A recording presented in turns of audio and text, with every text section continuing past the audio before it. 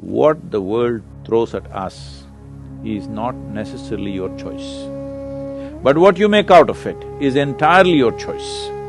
Other people are doing what they want, but it's your reaction which causes the suffering. There is no way you can fix an yesterday, but you can create a tomorrow.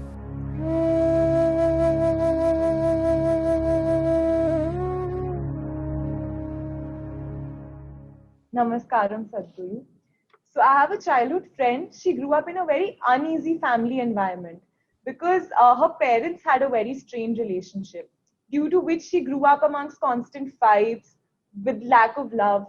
So across the years, I've seen her grow up as a person who's become very reserved. She does not believe in love. She doesn't believe in the power of relationships.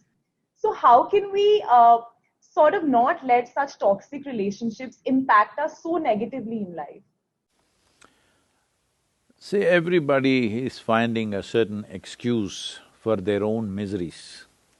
So my parents were like this, so I am like this. Well, this is unfixable because we can't change your parents now, all right? Hello? Can we change them now?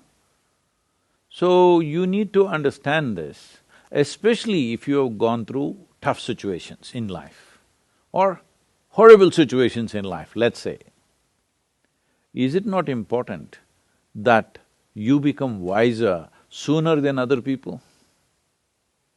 Sooner than other people who've grown up in comfort, who do not know what it is to see those things? Is it not very important that you should become wiser? No, instead you choose that you also become miserable because they were miserable people. So let us understand this much. You have an intelligence to recognize that they are living badly. How come you don't have an intelligence to recognize you are living badly right now? And you don't even have the fundamental integrity to see, if I am living badly, it is me who is making this. Because there may be situations and situations. For every one of us there are situations. In fact, the more you try to do in the world, the more and more many ugly situations you will have to face, whether you like it or you don't like it, okay? Now, because you face ugly situations, will you also become ugly? Or you will use this as manure to blossom into a wonderful flower? This is a choice that you have. So everything that hurts us, everything that in some way is negative in a given situation, whether you will become wise or you will become wounded is your choice. Do not look for ideal situations because there is no such place. There is no such place. Wherever you go, there will be something happening that you think is negative. Whether it's negative or not, I don't want to make a judgment. But in a given place, you think there is negative. A whole lot of people who have applied to get into your institution like ISB, they are all thinking, if I enter ISB, it is like heaven. But I'm sure there are many people in your institution who think this is the most horrible place, full of politics, full of nonsense, full of this. Aren't there such people? Hello? I'm sure they are there, you don't become one of them. Because in every place there are issues, all right? Where there are two people, there is an issue.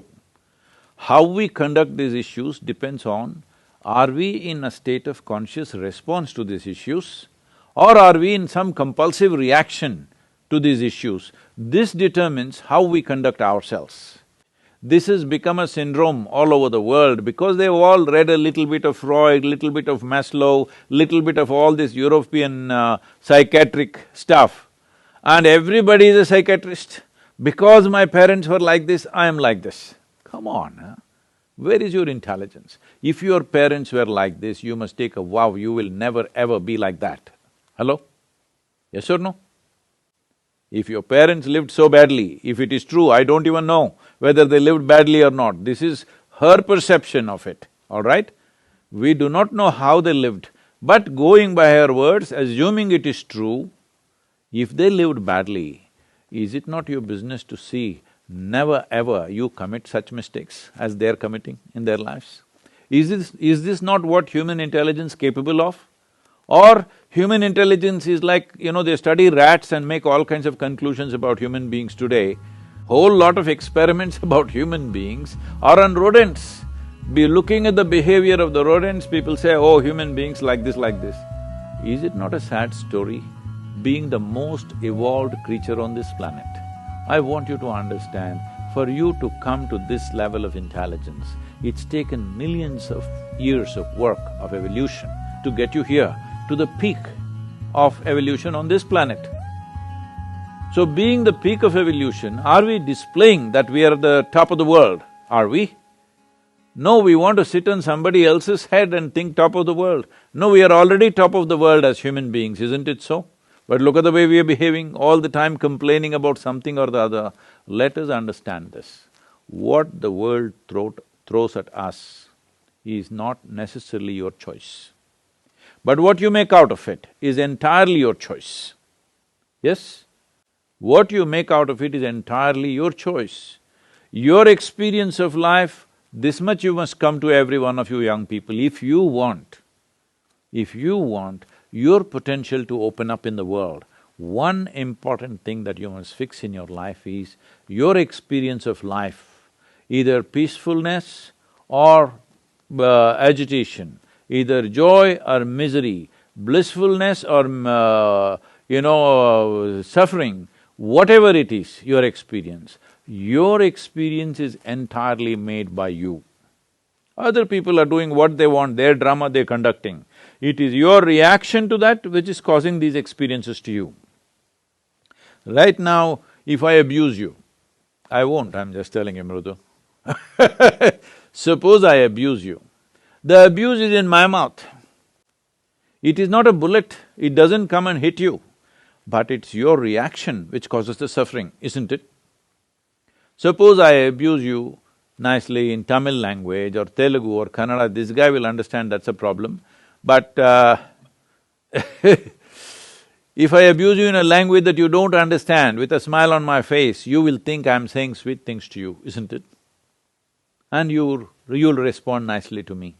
So I'm telling you, your experience of what is happening with you right now is 100% determined by you. Human experience happens from within, not from outside. Outside influences are there. How far we allow them to affect us, unless they're physical situations. You're in a war zone, somebody is shooting at you, that's a different matter, all right? That needs to be dealt with in a different way. Even there, a conscious response will give you better chance of survival than wild reactions. So, the privilege of being human being is this, that we have an intelligence to determine what should be our experience of life. Other creatures are in a natural, instinctive, compulsive reaction. We are supposed to be above that. But most human beings are trying to disprove this, and they are also in a compulsive state of reaction. And above all, parents. Well, they are living the way they know best, isn't it? If they knew any better, they would have done better. They're doing their best. Well, they gave birth to you, which is a phenomenal thing. Maybe not willingly, but they gave birth to you one way or the other.